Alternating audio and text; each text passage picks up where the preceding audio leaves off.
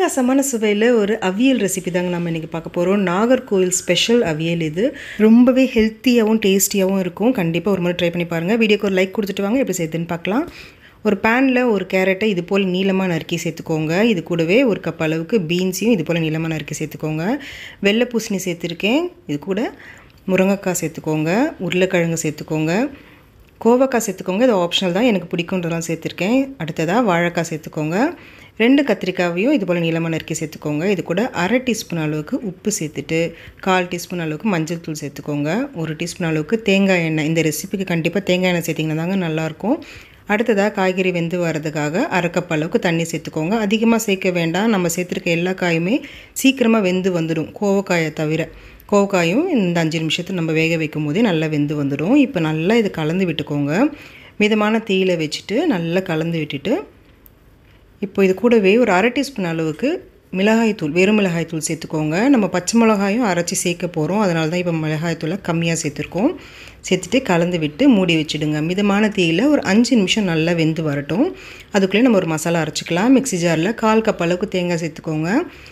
5-6 சின்ன வெங்காயம் சேர்த்துக்கோங்க. காரத்துக்கு 3 பச்சை மிளகாய் சேர்த்துருக்கேன்.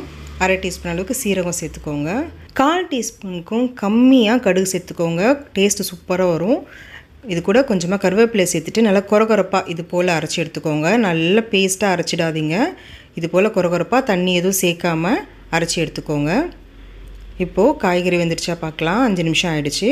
இடையில் நீங்கள் கலந்து விட்டுகிட்டே இருக்கணும், இல்லைன்னா அடி பிடிச்சிடும். பாருங்கள், பார்க்கும்போதே தெரியும் உங்களுக்கு, நல்லா காய் வெந்து வந்திருக்கும். வீடியோவில் தெரியும்னு நினைக்கிறேன். நல்லா கலந்து விட்டுட்டு இப்போ காய் வெந்திருக்கா அப்படின்றத செக் பண்ணிக்கோங்க. இது போல் நீங்கள் நசுக்கி பார்த்தீங்கன்னா ஈஸியாக கட் ஆகி வரும். காய் நல்லா வெந்து வந்திருக்கு. இப்போது நல்லா கலந்து விட்டுட்டு நம்ம அரைச்சி வச்சுருக்க தேங்காய் விழுதை சேர்த்துக்கோங்க.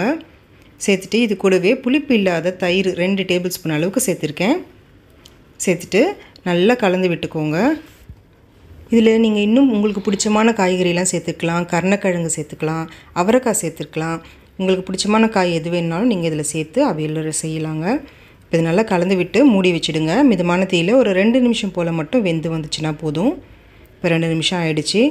பாருங்கள், நல்லா காய்கறி வெந்து மசாலாவோட ஒட்டி வந்திருக்கு. இப்போ இது நல்லா கலந்து விட்டுட்டு தேவைப்பட்டுச்சுன்னா கொத்தமல்லி தூவிக்கோங்க. பாருங்கள், எவ்வளோ சூப்பராக இருக்குது பார்க்கும்போதே. கண்டிப்பாக ட்ரை பண்ணி பாருங்கள். ரொம்பவே ஹெல்த்தியாகவும் டேஸ்டியாகவும் இருக்கும். ட்ரை பண்ணி பார்த்துட்டு எப்படி இருந்துச்சுன்னு சொல்லுங்கள். உங்களுக்கு இந்த வீடியோ பிடிச்சிருந்துச்சின்னா லைக் பண்ணுங்கள். உங்கள் ஃப்ரெண்ட்ஸ் அண்ட் ஃபேமிலி கூட இந்த வீடியோவை ஷேர் பண்ணிக்கோங்க. அப்படியே அம்மாடி கிச்சனுக்கு சப்ஸ்கிரைப் பண்ணிக்கோங்க. Thank you friends.